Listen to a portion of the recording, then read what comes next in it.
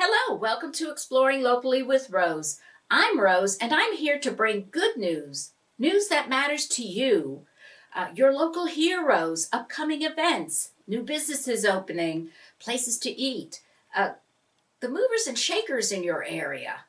God's people are out there doing good works, and I'm just trying to shine a little light on them. Well, I just came back from an amazing mission trip to Scott County, Tennessee. Uh, I know you're saying that's not a local event. However, several local churches participate in this annual event. Uh, since June of 2012, churches from Alabama, Georgia, Mississippi, and Tennessee have partnered together to serve the people of Scott County, to spread the gospel and meet their physical needs. Many people have lost their jobs since the close of the coal mining industry. According to the U.S. Bureau of Statistics, 2019, now this is pre-COVID, the average income was only about $20,000 a year. More than 25% of the families in this area live below the U.S. poverty level, and much worse, more than 50% of their children are in foster care. This is also due to the drug epidemic that has ravaged so many areas of our country. One of those amazing people that I got to work with was Pastor Kevin Terry of the First Baptist Church of Huntsville, Tennessee. Here he is telling us how these mission trips have helped him as well as the people of that area. Well, my name is Kevin Terry, and I am the pastor of the First Baptist Church in Huntsville in Scott County, Tennessee. And I have been working with this mission team, I think, for about 8 years now. And really, it was a great story how God brought us together and the opportunity that was there. But certainly for me personally, as a pastor, it's made a great impact for me. Pastoring is sometimes a lonely job, and you have highs and you have some really low lows at times. And the fact that I've had a group of people who have become like family to me, who have treated my family so very well, and who have been such an incredible blessing to my home, to this place that I've always lived in, that I love so very much, has really been a tremendous blessing. I probably wouldn't still be pastoring today without that encouragement, without the hope that comes from this, and it has certainly open up doors and open up opportunities and open up relationships for my church here in this area through all of the hard work and the investment that these folks have done. And I'm very, very thankful that God has sent them our way.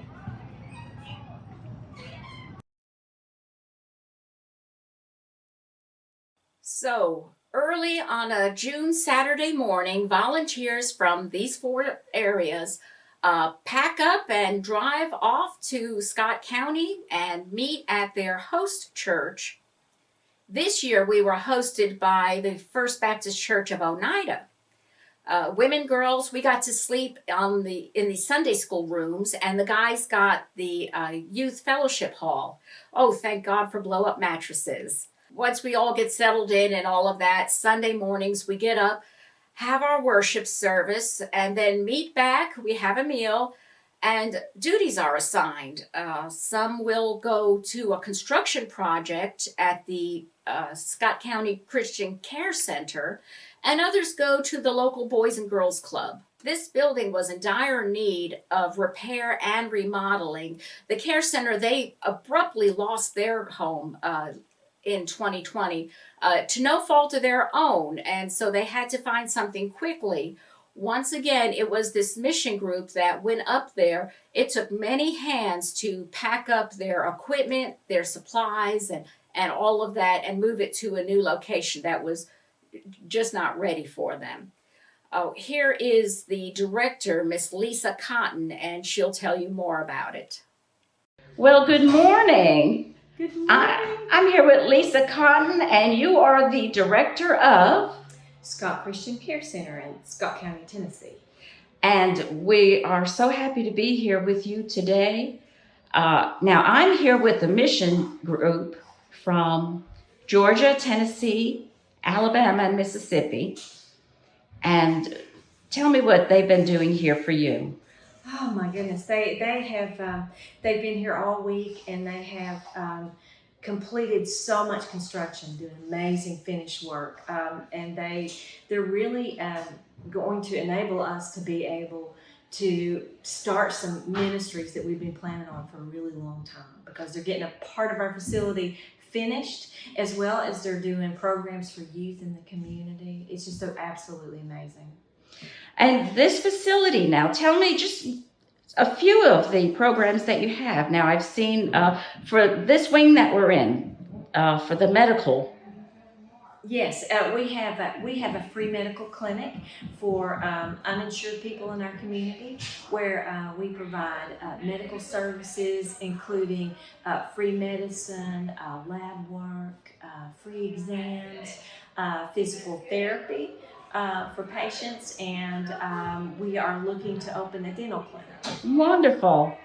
And now, who's going to man all of these?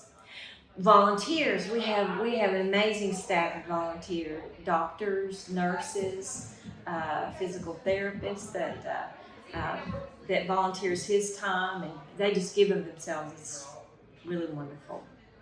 That's good. Now, also, I saw, we'll get some pictures, a stage. Yes. What we're our programs are health and wellness and education, but in this facility we are going to have it's going to be a community center, and we will have a stage where we can operate programs for our recovery court. We've got going to have residential recovery for women, so we'll have Celebrate Recovery, and just a multitude of events and educational opportunities for people in our community. It's not, we don't really have anything like it, so. That's right. I did see the other side where they have the office for now what is it called? It's Recovery Court. Recovery Court. Recovery Court, and we have that in this facility as well. So it provides people who with addiction an opportunity for recovery in various programs instead of serving out a full sentence. So it's a program that lasts a couple of years, and it's had tremendous success, really, in turning people's lives around. So what's wonderful about it, all of the programs work very well together, because they need to have so many community service hours, which they can give back in our food bank, in our community kitchen that we're planning. We also have a gardening program where we teach people how to grow their own food and can and preserve their own food. And cook as well, and so these are just programs that they can gain skills and give back. So it's just all blends together so well. And these are things that we've not been able to fully operate, because we are in a facility that we've just been into for a little over a year, and we've been trying to complete the construction. And that's what these volunteers teams have enabled us to get to where we are.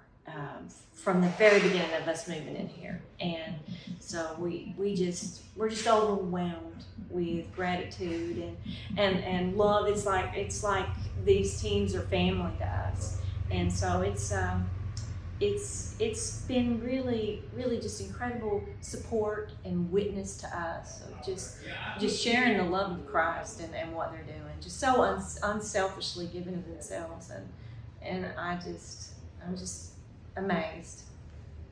Thank you. And I hear hammering upstairs as well. Yes, they're finishing up our recovery center. We'll have residential recovery for women, so we'll be able to house up to 8 women for a year-long program, so that they can really have an opportunity to just focus on their life and lifting out of addiction. and being able, we will have various services, and the recovery court that's also in the building will help provide support and counseling for those people as well. So we're really, really excited about it. Thank you, Lisa. Now, and I, as you said, a lot of this would not be possible if it were not for the volunteers that came. No, absolutely not.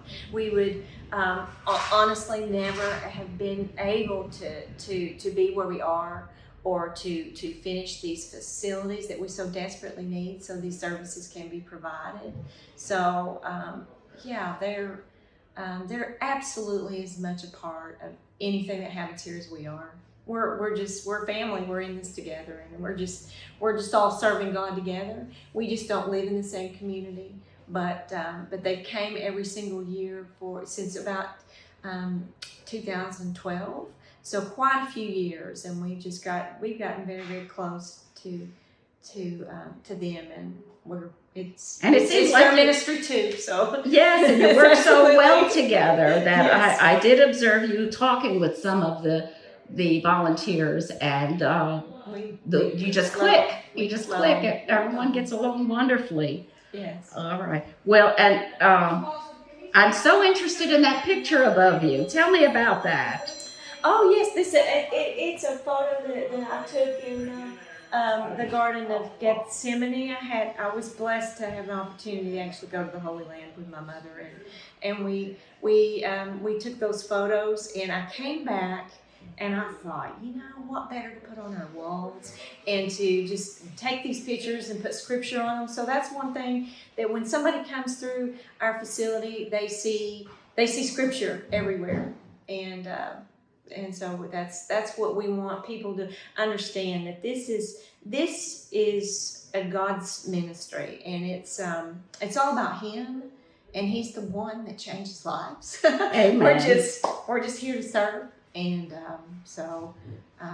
yeah, that's what you'll see, a lot of scriptures going through our building. That is, and then those trees are old, aren't they? Yes, over 2,000 years old, from what I understand, is that those olive trees lived that long. So they, as we were talking earlier, they were a witness when Jesus was there. So that is beautiful. Wonderful. All right, so tell us, so where are we located now?